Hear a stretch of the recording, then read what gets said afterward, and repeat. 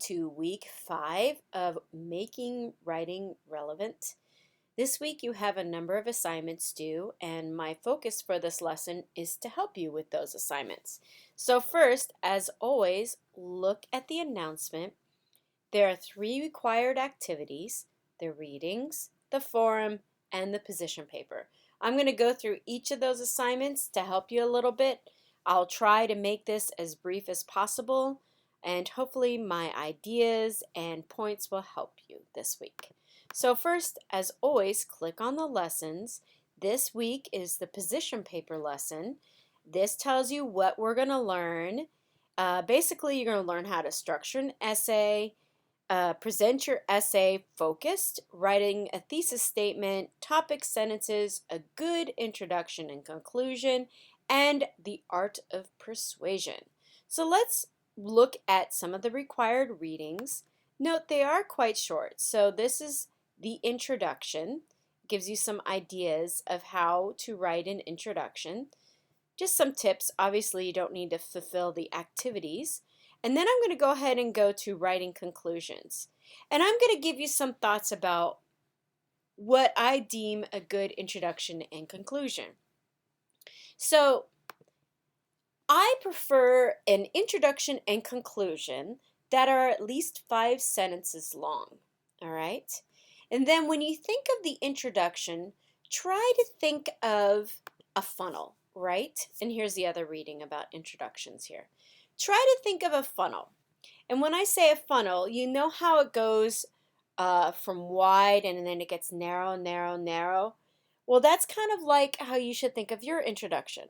You start with a general statement and then you move slowly and more specifically to your thesis statement.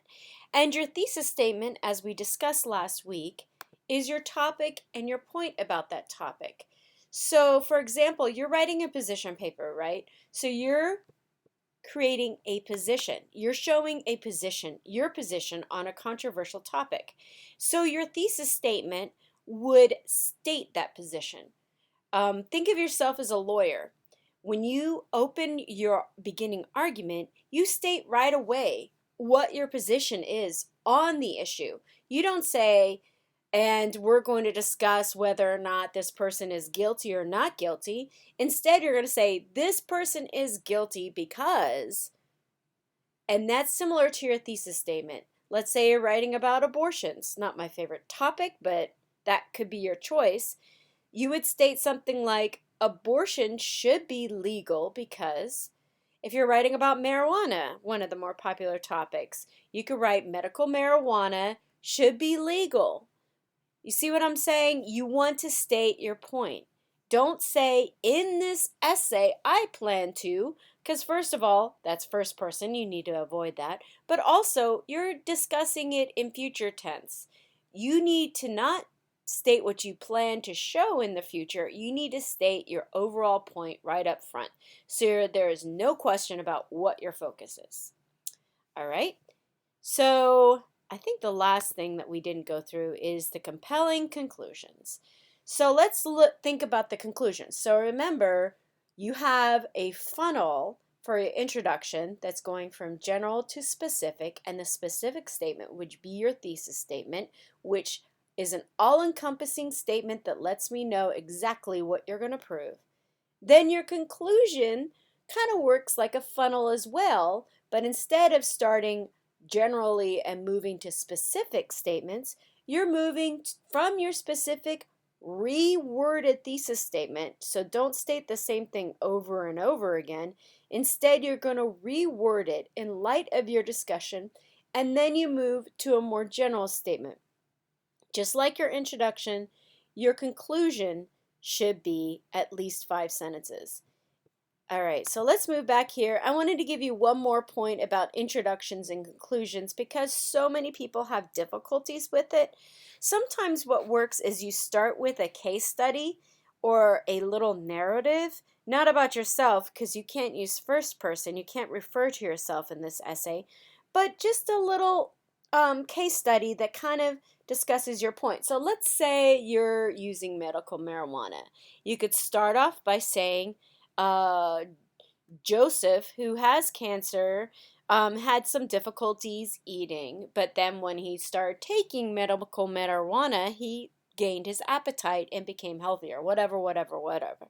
And then you move slowly into your specific thesis statement, right? So at the end, you would do something like that, like as shown, medical marijuana has a lot of benefits, and then move down a little bit.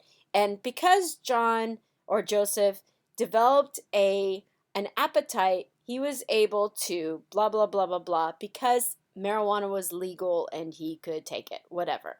So start with a case study, end with a case study in light of your discussion. That's my tip for writing a good introduction and conclusion. All right, enough of that. There's some guided reading questions that you need to go through, and then let's go through the required additional reading.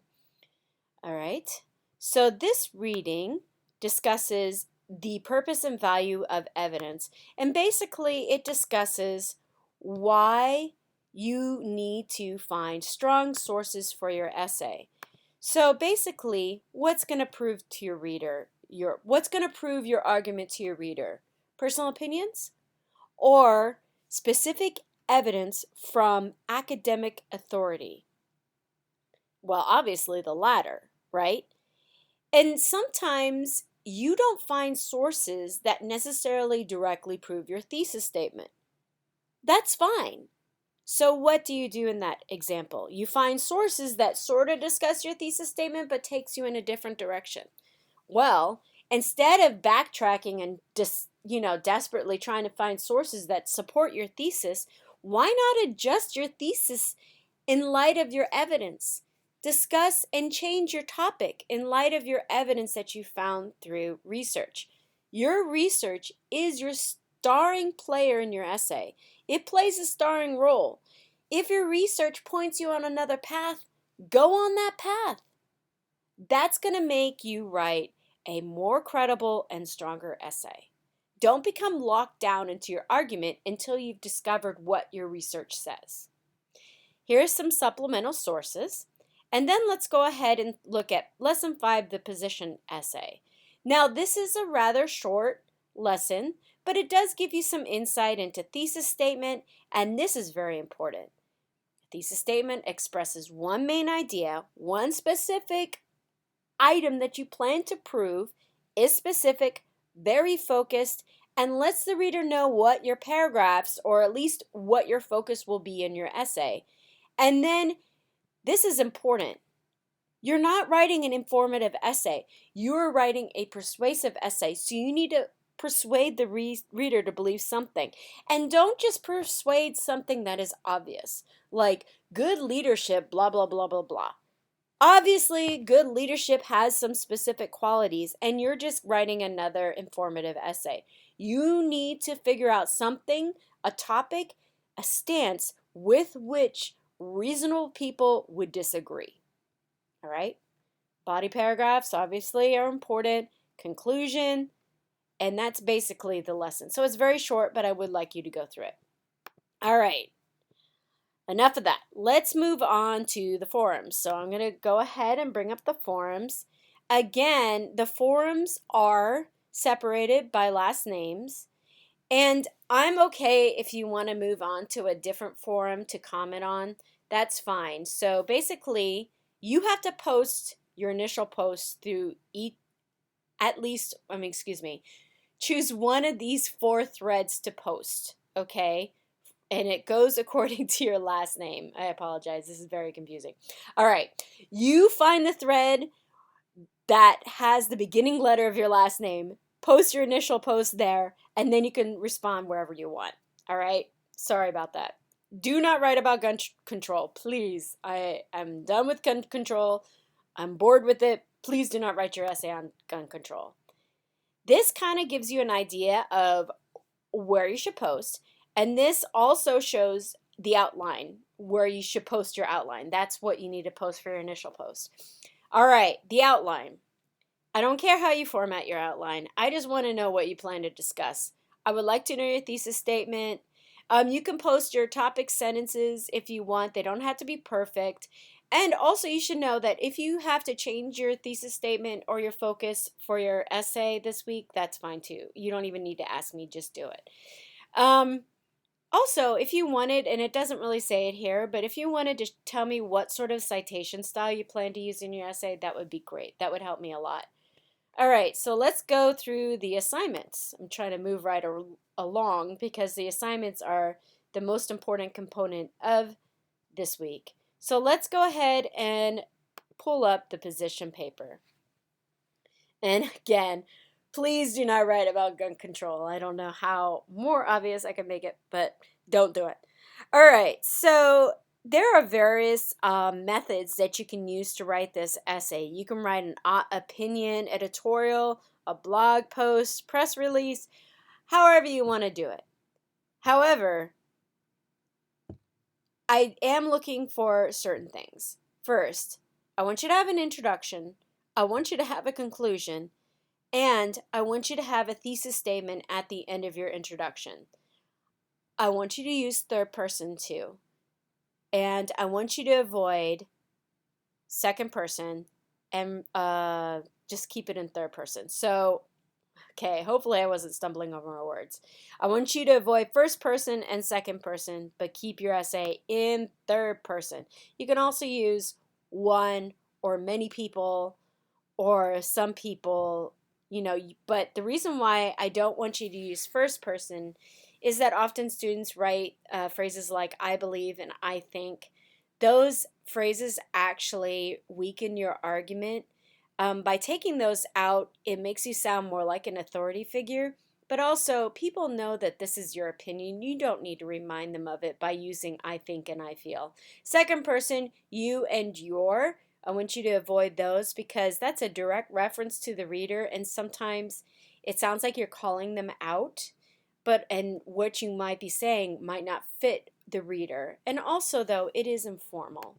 All right? So we talked about these three methods of argumentation. I would like you to use all three, especially logos. And this one you can use this one you can use through academic authority from your research. This one you can use in your introduction and conclusion. Remember what I said about using that little case study or the personal narrative. That's called bookending, and sometimes that works quite well. All right, so the essay needs to be 500 to 750 words. Please use Times New Roman. I want you to cite I want you to use a citation style that is appropriate for your discipline. However, I'm not checking for that. I am checking the citation style that you're using, but I'm not checking to see what your discipline is. So really you can use a citation method that's most appropriate for you and the easiest for you to do if you want. You might want to try your citation method that you need for your discipline. That way I can help you with it. Also, though, I want you to format your essay, and there's various format styles. MLA is different than APA, which is different than Chicago. I'm going to try to post resources in the forums to help you understand how you personally should format your essay. Finally, I'm going to pull up the essay rubric so you get an idea of what I'm looking for, and I want to pull up this little information packet too that shows you the different citation styles. So let's go through this one first. There's MLA, there's APA, and then I call this Chicago, but it's Turabian. Note that each style is a little different. Now, I also want to let you know that this is actually the wrong formatting style. This is MLA version 7. I want you to use MLA version 8. That would mean that you no longer need to add the kind of source. Instead, this would be enough for a print source, but if you're using an electronic source, you need to post the URL instead of web. Okay, it's a minor difference. If you don't do this, that's fine, but that's just an FYI, it is a little different. Okay, so that's for MLA. Last name, first name, the title of the work, and if you're using an article, you put the title of the article, the name of the journal in italics, and then the publication information plus the URL. The difference between MLA and APA is that you do still start with the names of the authors, but note here, he uses his full first name. Here, you use the initials, all right? And this is a second author. This one doesn't, but this one has a second author, so you don't use the word am, you use an ampersand. And then, instead of starting with the title, you start with the year, okay? Now, Turabian is even different. Look at this. It's very similar to MLA, but instead, the citations are a little different. So this is MLA, you put the page. This is Turabian, you put the author and the year, comma, page. This is also different because you use the authors, comma, year. And note that the period is after the parentheses. But I'll post more resources on this later. All right, so finally, because I'm going on and on and on this week, you have a rubric that I'm going to use to grade your essay because I do not like subjective grading. I like to make sure that my grading is objective as possible. So I do use this rubric. Note, essay setup. I want you to set up your essay for MLA, APA, and Chicago. Here it says perfect. Guess what? I'm not looking for perfection, but I need you to try. As long as you try, and I'm not getting an unformatted essay, I'm going to give you credit here. I will help you with your format. So the next essay, if I don't see that you have a well-formatted essay, you'll probably be right here for the next essay. But for this one, if you try, I'll give you proficient. Notice that for the introduction, you need to have a thesis statement and make sure your introduction is well developed. What do I mean by well developed? At least 5 sentences. Your thesis needs to be at the bottom of your opening paragraph, the final sentence of your opening paragraph. It needs to state your position. Don't write it in future tense. Don't show me what you plan to discuss. Instead, tell me your position up front. And what I mean like future reference, I mean like in this essay, I plan to discuss abortion. No. I want you to say, abortion should be legal or illegal because of da-da. All right? And the final part of your sentence just lets me know what you plan to discuss in your body paragraphs.